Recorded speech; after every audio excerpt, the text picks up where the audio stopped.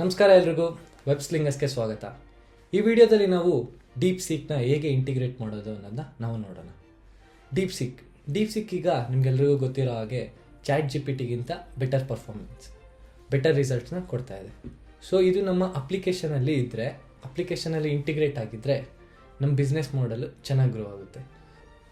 So ನಾವು Next.js use ಮಾಡಿ ನಮ್ಮ ಒಂದು ವೆಬ್ ಅಪ್ಲಿಕೇಶನ್ನ ಹೇಗೆ ಡೀಪ್ ಸೀಕ್ ಜೊತೆ ಇಂಟಿಗ್ರೇಷನ್ ಮಾಡೋದು ಅನ್ನೋದನ್ನ ನಾವು ವಿಡಿಯೋದಲ್ಲಿ ಕಲಿತಾ ಇದ್ದೀವಿ.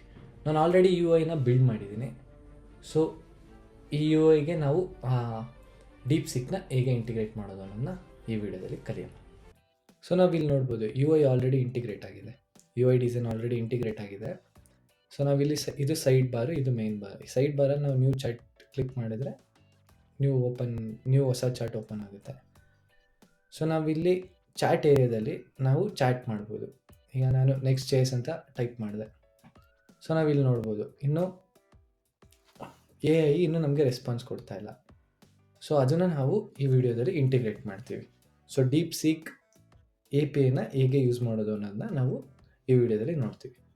ಸೊ ನೀವು ಇಲ್ಲಿ ನೋಡಿದ್ರೆ Next.js ಅಂತ ಸರ್ಚ್ ಮಾಡಿದರೆ ಈ API ರೂಟ್ ಬರ್ದಿದ್ದೀನಿ, ಬಟ್ ಅಲ್ಲೇನು ಮೆಥಡ್ ಬರ್ದಿಲ್ಲ. ಸೊ ಅದಕ್ಕೆ ಇದು ಕಾಲ್ ಆಗ್ತಾ ಇಲ್ಲ.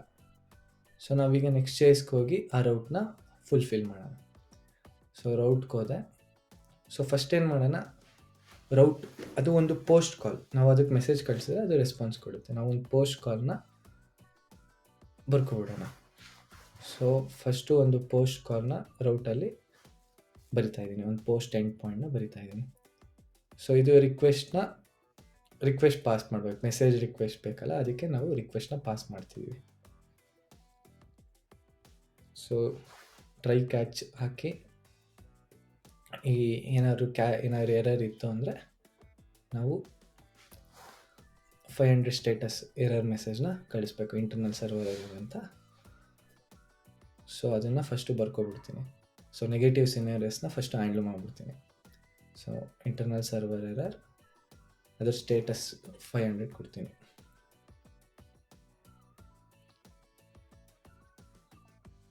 ಸೊ ಇಷ್ಟ ಆದಮೇಲೆ ನಾವು ಇಲ್ಲಿ ಈಗ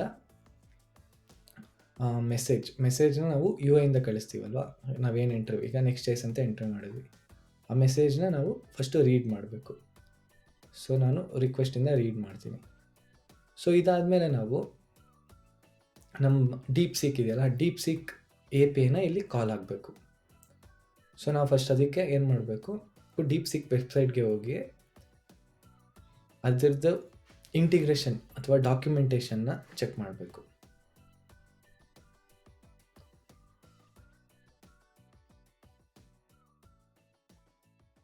ಸೊ ಇಲ್ಲೋತು ಅಂದರೆ ನಾವಿಲ್ಲಿ ನೋಡ್ಬೋದು ಅದಕ್ಕೆ ಏನೇನು ಬೇಕು, API ಬೇಕು ಮತ್ತು OpenAI ಇನ್ಸ್ಟಾಲ್ ಆಗಿರಬೇಕು. ಸೊ ನಾನು ಇದನ್ನು ಕಾಪಿ ಮಾಡಿ ನಾನಿಲ್ಲಿ ಪೇಸ್ಟ್ ಮಾಡ್ತೀನಿ. ಸೊ ನಮಗೆ OpenAI ಇನ್ಸ್ಟಾಲ್ ಆಗಿಲ್ಲ. ಸೊ ನಾನೀಗ OpenAIನ ಇನ್ಸ್ಟಾಲ್ ಮಾಡ್ತೀನಿ.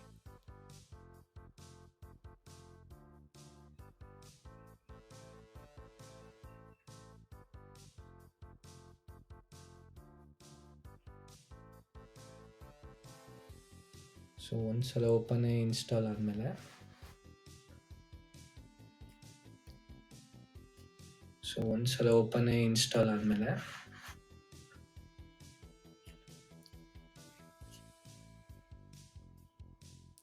ಸೊ ಈಗ ನಮಗೆ OpenAI ಸಿಕ್ತು ಮತ್ತು ಡೀಪ್ ಸೀಕು OpenAI ಮುಖಾಂತರ ಇಂಟಿಗ್ರೇಷನ್ ಆಯಿತು. ಸೊ ನಾವೀಗೇನು ಮಾಡಬೇಕು, ಚಾಟ್ ಆ ಮೆಸೇಜ್ ನಮಗೆ ಕಳಿಸುತ್ತಲ್ಲ, ನಾವೀಗ Next.js ಅಂತ ಕಳಿಸಿದ್ರೆ ಅದ್ರ ರೆಸ್ಪಾನ್ಸ್ನ ನಮ್ಗೆ ಮತ್ತೆ ಬೇಕಲ್ಲ, ಆ ಪ್ರೋಸೆಸ್ನ ಈಗ ಮಾಡ್ತಾಯಿದ್ದೀವಿ. ಸೊ OpenAIಗೆ ನಾವು ಆ ಮೆಸೇಜ್ ಕಳಿಸಿದ್ರೆ ನಮಗೆ ಅದು ರೆಸ್ಪಾನ್ಸ್ ಕೊಡುತ್ತೆ. ಸೊ ನಾವು ಡೀಪ್ ಸೀಕ್ನ ಇಂಟಿಗ್ರೇಟ್ ಮಾಡಿ ಅದನ್ನು ಸ್ಟ್ರೀಮ್ ಮುಖಾಂತರ ಕಳಿಸ್ತಾ ಇದ್ದೀವಿ. ಈಗ ನಮಗೆ ಒಂದೇ ಸಲ ಡೇಟಾ ಬೇಡ. ಸೊ ನಮಗೇನು ಬೇಕು, ಚಂಕಾಗಿ ಡೇಟಾ ಬೇಕು, ಅದಕ್ಕೆ ನಾವು ಸ್ಟ್ರೀಮಾಗಿ ಕನ್ವರ್ಟ್ ಮಾಡ್ತಾಯಿದ್ದೀವಿ. ಸೊ ಈಗ ನಾವು ಇದನ್ನು ಸ್ಟ್ರೀಮಾಗಿ ಕನ್ವರ್ಟ್ ಮಾಡಿದ್ವಿ, ಆ ರೆಸ್ಪಾನ್ಸ್ನ ಫುಲ್ಲು ಸ್ಟ್ರೀಮಾಗಿ ಕನ್ವರ್ಟ್ ಮಾಡಿದ್ವಿ. ಮತ್ತು ಆ ಮೆಸೇಜ್ನ ನಾವೇನು ಇನ್ಪುಟಾಗಿ ಕಳಿಸ್ತೀವಲ್ಲ ಆ ಮೆಸೇಜ್ನ ಕಳಿಸ್ಬೇಕು. ಸೊ ಇಷ್ಟ ಆದಮೇಲೆ ನಾವೇನು ಮಾಡಬೇಕು, API ಈಗ ಡೀಪ್ ಸಿಕ್ಕವರು ಯಾರ್ಯಾರು ಯೂಸ್ ಮಾಡೋಕ್ಕಾಗಲ್ಲ. ಸೊ ಅದಕ್ಕೆ ರಿಜಿಸ್ಟರ್ ಆಗಿ ಅದನ್ನು ಎ ಪಿ ಇರೋರು ಮಾತ್ರ ಯೂಸ್ ಮಾಡ್ಬೋದು. ಸರ್ಟೈನ್ ಟೋಕನ್ಸ್ ಇರೋರು ಮಾತ್ರ ಯೂಸ್ ಮಾಡ್ಬೋದು. ಅದು ಸ್ವಲ್ಪ ಪೇಡ್ ಆಗುತ್ತೆ. ಸೊ ನಾನೀಗ ಎ ಪಿ ಐನ ಕಾಪಿ ಮಾಡ್ತೀನಿ. ಎ ಪಿ ಐನ ಕಾಪಿ ಮಾಡಿ ಅದನ್ನು ನಮ್ಮ ANV ಫೈಲಲ್ಲಿ ಇಟ್ಟು ನಮ್ಮ ಅಪ್ಲಿಕೇಶನಲ್ಲಿ ರೀಡ್ ಮಾಡ್ತೀನಿ. ಸೊ ಈಗ API .env ಫೈಲಿಂದ ಬರುತ್ತೆ. ಸೊ ಇಷ್ಟು ಮಾಡಿದ್ರೆ ನಮಗೆ ರೆಸ್ಪಾನ್ಸು ಡೀಪ್ ಸೀಕಿಂದ ನಮಗೆ ರೆಸ್ಪಾನ್ಸ್ ಬರ್ತಾ ಹೋಗುತ್ತೆ. ಸೊ ಇಲ್ಲಿಂದ ನಮಗೆ ಏನು ಬೇಕೋ, ಇವಾಗ ನಮ್ಮ ಬಿಸ್ನೆಸ್ ಲಾಜಿಕ್ ಪ್ರಕಾರ ನಮ್ಗೆ ಏನು ಬೇಕೋ ಅದನ್ನು ನಾವು ಮಾಡ್ತಾ ಹೋಗ್ಬೋದು. ಸೊ ನಮಗೀಗ ಡೇಟಾ ಸ್ಟ್ರೀಮ್ ಆಗಿ ಬಂತು. ಈಗ ಅದನ್ನು ನಾವು ಡೇಟಾ ಏನೋ ಬಂತು, ಅದನ್ನು ನಾವು ಇನ್ನೂ ಸ್ಟ್ರೀಮಾಗಿ ಕನ್ವರ್ಟ್ ಮಾಡಿಲ್ಲ. ಸೊ ಅದನ್ನು ನಾವು ಈಗ ಸ್ಟ್ರೀಮಾಗಿ ಕನ್ವರ್ಟ್ ಮಾಡಬೇಕು. ಸೊ ನಾವು ಅದಕ್ಕೆ ಏನು ಮಾಡ್ತೀವಿ, ಸ್ಟ್ರೀಮಾಗಿ ಫಸ್ಟು ಕನ್ವರ್ಟ್ ಮಾಡೋಕ್ಕೆ ನಾವು ಅದನ್ನು ಎನ್ಕೋಡ್ ಮಾಡಿ ಅದಾದಮೇಲೆ ಸ್ಟ್ರೀಮಾಗಿ ಕಳಿಸ್ತೀವಿ.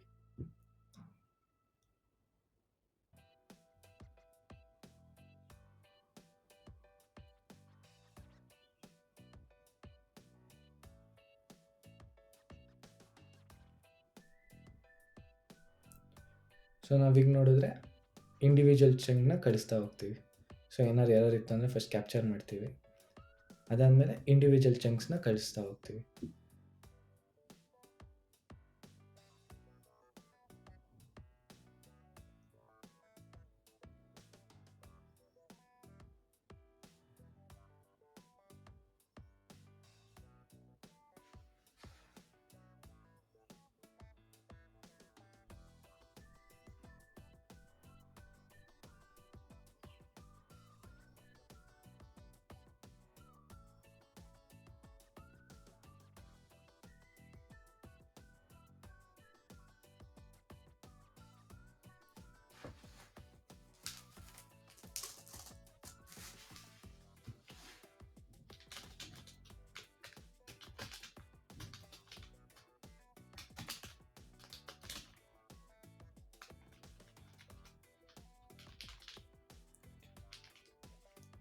ನೋಡಿದ್ರೆ ಈ ಚಂಕ್ ಆ ಸ್ಟ್ರೀಮಿಂದ ಚಂಕ್ ಬಂದಿದೆ, ಅದನ್ನು ಕಳಿಸ್ತಾ ಹೋಗ್ತೀವಿ.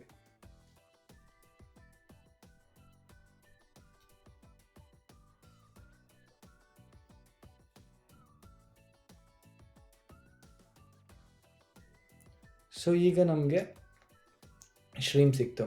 ಈ ಸ್ಟ್ರೀಮ್ನ ನಾವೇನು ಮಾಡಬೇಕು, ನಮ್ಮ UI ಕಳಿಸ್ಬೇಕು. ಸೊ ನಾನು ಅದಕ್ಕೆ ಏನು ಮಾಡ್ತೀನಿ, ರೆಸ್ಪಾನ್ಸ್ನ ಬರೆದ್ಬಿಟ್ಟು ಆ ಸ್ಟ್ರೀಮ್ನ ಕಳಿಸ್ತೀನಿ. ಸೊ ಇದು 200 ಸ್ಟೇಟಸಲ್ಲಿ ಇರುತ್ತೆ ಡಿಫಾಲ್ಟಾಗಿ. ಸೊ ನಾನು ಅದಕ್ಕೆ ಎಡರ್ಸ್ ಪಾಸ್ ಮಾಡ್ತೀನಿ, ಸ್ಟ್ರೀಮ್ ಎಡರ್ಸ್ನ ಪಾಸ್ ಮಾಡ್ತೀನಿ. ಇಷ್ಟು ಮಾಡಿದ್ರೆ ನಮಗೆ ಇಲ್ಲಿ ಬೇಕಿದ್ರೆ ನಮಗೆ ಏನು ಲಾಜಿಕ್ ಬೇಕಾದರೂ ನಾವು ಬರ್ಕೋಬೋದು. ನಾನಿಲ್ಲಿ ಜಸ್ಟ್ ಅದೇನು ರೆಸ್ಪಾನ್ಸ್ ಕೊಡ್ತಿದ್ದೆ ಅಷ್ಟು ಮಾತ್ರ ನಾನು ಕಳಿಸ್ತಾ ಇದ್ದೀನಿ. ಇಲ್ಲಿ ನಮ್ಗೆ ಏನೇನು ಬೇಕೋ ಲಾಜಿಕ್ಕು, ಈಗ ನಾನೊಂದು ಏಜೆಂಟ್ನ ಕ್ರಿಯೇಟ್ ಮಾಡಬೇಕು ಅಂದರೆ ನಮ್ಗೆ ಬೇಕಿರ್ತಕ್ಕಂಥ ಲಾಜಿಕ್ನ ಇಲ್ಲಿ ಬರಿಬೋದು ಬೇಕಿದ್ರೆ. ಸೊ ಇಲ್ಲಿ ನಾನು ಜಸ್ಟ್ ರೆಸ್ಪಾನ್ಸ್ ಏನೇನು ಬರ್ತಿದೆ ಅದನ್ನು ಮಾತ್ರ ಕಳಿಸ್ತಾ ಇದ್ದೀನಿ. ಸೊ ಇದನ್ನು ಸ್ಟ್ರೀಮಾಗಿ ಕಳಿಸಿದ್ರೆ ಈಗ ನಾನು UIಲಿ ರೀಡ್ ಮಾಡ್ತೀನಿ. ಸೊ ನಾನೀಗ ಎಂಟೈರ್ ಇಂಟಿಗ್ರೇಷನ್ನು ಕಂಪ್ಲೀಟ್ ಆಯಿತು. ಸೊ ನಾನೀಗ ನಾನು UIಲಿ ಏನೇನು ಮಾಡಿದ್ದೀನಿ ಅಂತ ತೋರಿಸ್ಬಿಡ್ತೀನಿ. ಸೊ UIಗೆ ಹೋದರೆ ಮೆಸೇಜ್, ಫಸ್ಟು ನಾನೇನು ಮಾಡ್ತೀನಿ, ಮೆಸೇಜು ಮತ್ತು ಇನ್ಪುಟ್ಟು ಇದೆಲ್ಲ ಒಂದು ಸ್ಟೇಟಲ್ಲಿ ಸ್ಟೋರ್ ಮಾಡಿದ್ದೀನಿ. ನೆಕ್ಸ್ಟ್ ಒಂದು ರೆಫ್ನ ಸ್ಟೋರ್ ಮಾಡಿ ಮೆಸೇಜ್ ಬಂದಿದ ತಕ್ಷಣ ಅದನ್ನು ಸ್ಕ್ರಾಲ್ ಡೌನ್ ಮಾಡೋಕ್ಕೆ ಇದು ಒಂದು ಯೂಸ್ ಎಫೆಕ್ಟ್ ಹಾಕಿ ಅದರೊಳಗೆ ಇದನ್ನು ಬರೆದಿದ್ದೀನಿ. ಒಂದು ಸಲ ಸಬ್ಮಿಟ್ ಆಯಿತು ಅಂದರೆ ನಾವು ಎಂಡ್ ಪಾಯಿಂಟ್ನ ಕರಿತೀವಿ. ಎಂಡ್ ಪಾಯಿಂಟ್ನ ಕರೆದಾದ್ಮೇಲೆ ನಾವು ಅದು ಸ್ಟ್ರೀಮಲ್ಲಿ ಬರ್ತಿದೆಯಲ್ಲ ಅದನ್ನು ಡಿಕೋಡ್ ಮಾಡ್ತೀವಿ. ಡಿಕೋಡ್ ಮಾಡಿಬಿಟ್ಟು ಈಚ್ ಚಂಕ್ನ ನಾವು ಆ ಸೆಟ್ ಮೆಸೇಜ್ ಒಳಗೆ ಸ್ಟೋರ್ ಮಾಡ್ತಾ ಹೋಗ್ತೀವಿ. ಸೊ ಇದು UI ಪಾರ್ಟಲ್ಲಿ ಇಷ್ಟ ಆಯಿತು. ಸೊ ನೀವು ನೋಡಿದ್ರೆ ಇಲ್ಲಿ ಸೆಟ್ ಮೆಸೇಜ್ ಒಳಗೆ ಈಚ್ ಚಂಕ್ನ ಪಾಸ್ ಮಾಡ್ತಾಯಿದ್ದೀವಿ. ಚಂಕ್ ಆ ಸ್ಟ್ರೀಮ್ ಹಾಗೆ ಬರ್ತಿರುತ್ತಲ್ಲ ಚಂಕ್, ಅದನ್ನು ಪಾಸ್ ಮಾಡ್ತಾಯಿದ್ದೀವಿ. ಈಗ ನಮ್ಮ ಅಪ್ಲಿಕೇಶನ್ನ ಟೆಸ್ಟ್ ಮಾಡ್ತಾ ಹೋಗೋಣ. So I want to learn Next.js 15. So AI ನೋಡಿ AI ರೆಂಡರ್ ಆಗ್ತಿದೆ. ಅದಾದಮೇಲೆ AI ರೆಸ್ಪಾನ್ಸ್ ಕೊಡ್ತು, ಅದು ಚಂಕ್ ಮುಖಾಂತರ ರೆಸ್ಪಾನ್ಸ್ ಕೊಡ್ತು. ನೋಡಿ ಇದು DeepSeek ನಮಗೆ ರೆಸ್ಪಾನ್ಸ್ ಕೊಟ್ಟಿದ್ದು. ಸೊ ನಾವು ಆ ಮೆಸೇಜಲ್ಲಿ ಸ್ಟೋರ್ ಮಾಡ್ತೀವಲ್ಲ, ಆ ಮೆಸೇಜು ಚಂಕಾಗಿ ರೀಡ್ ಮಾಡುತ್ತೆ. ಸೊ ಇಲ್ಲಿ I want to learn Next.js 15 ನೋಡಿ ಟೈಪಿಂಗ್ DeepSeek ರೆಸ್ಪಾನ್ಸ್ ಕೊಡ್ತು. again what are the steps to learn ಅನ್ನೋದನ್ನ ಕೇಳ್ತೀನಿ. ಅದು ಅಗೇನ್ ರೆಸ್ಪಾನ್ಸ್ ಕೊಡ್ತು. ಸೊ ಇದು DeepSeek ಇಂಟಿಗ್ರೇಷನ್. ಈ DeepSeek ಅನ್ನೋದು ಒಂದು LLM ಯೂಸ್ ಮಾಡ್ಕೊಂಡು ನಾವು ಹೇಗೆ AI ಏಜೆಂಟ್ ಆಗಿ ಕನ್ವರ್ಟ್ ಮಾಡೋದು ಅನ್ನೋದನ್ನ ನಾನು ಪ್ರೀವಿಯಸ್ ವೀಡಿಯೋದಲ್ಲಿ ಹೇಳಿದ್ದೆ. ಸೊ ಈ DeepSeek ನಮಗೆ ರೆಸ್ಪಾನ್ಸ್ ಕೊಡ್ತಾ ಇದೆ. ನಾವು ನಮ್ಮ ರೌಟ್ಸಲ್ಲಿ ನೋಡ್ಬೋದು, ಆ ರೌಟ್ಸ್ ಅಲ್ಲಿ ನಮಗೆ ರೆಸ್ಪಾನ್ಸ್ ಸಿಗುತ್ತೆ. ಆ ರೆಸ್ಪಾನ್ಸ್ನ ನಾವು ಇಟ್ಕೊಂಡು ನಾವು ಮುಂದೆ ಏನಾದ್ರು ಆ್ಯಕ್ಷನ್ ಮಾಡ್ತೀವಲ್ಲ ಅಥವಾ ಆಟೋಮೇಟ್ ಮಾಡ್ತೀವಲ್ಲ, ಅದನ್ನು ನಾವು AI ಏಜೆಂಟಾಗಿ ಕನ್ವರ್ಟ್ ಮಾಡ್ಬೋದು.